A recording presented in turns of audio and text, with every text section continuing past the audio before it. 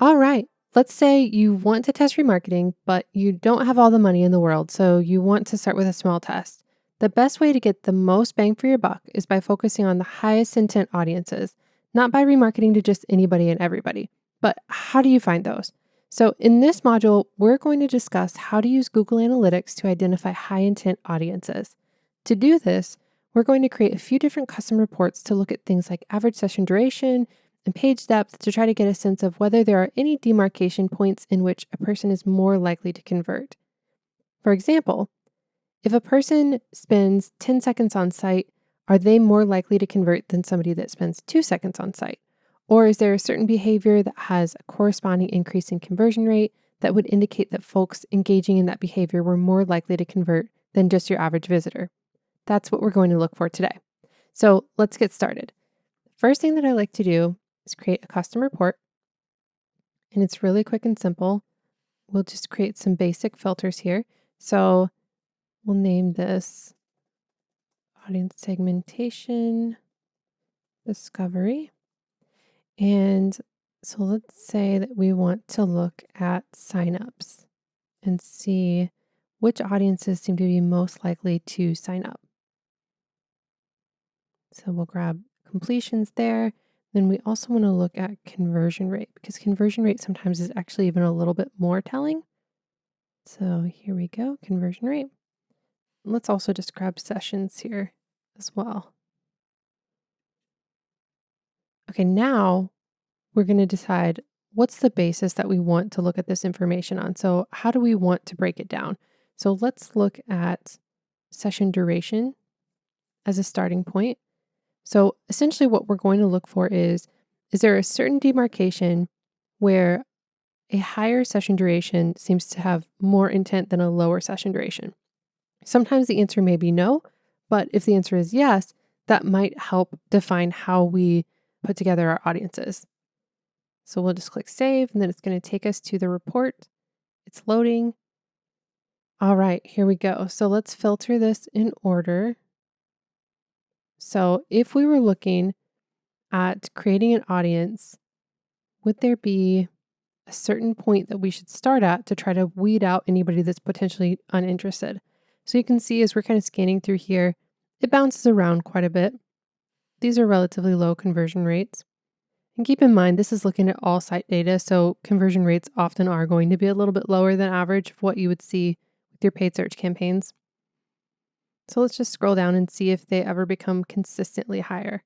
So I would say right around here, they're starting to become consistently higher. You see them over 1%, which not to say that that's a super high conversion rate, but compared to the average, it does seem to be above average.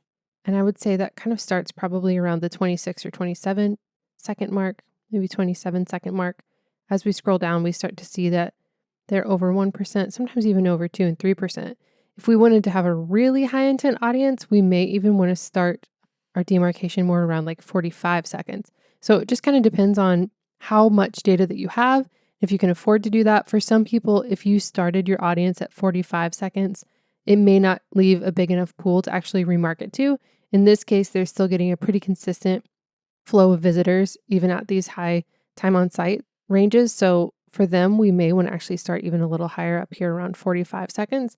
If you didn't have a lot of data, even still potentially starting here around like the 27, 28-second mark could still be valuable, as you can see that these conversion rates are consistently higher than what we see up here, which makes sense, right? Because if somebody's only on your site for 3 or 4 seconds, it makes sense that they may not have a lot of intent. They may have come to your site and realized it wasn't what they were looking for, so they left quickly.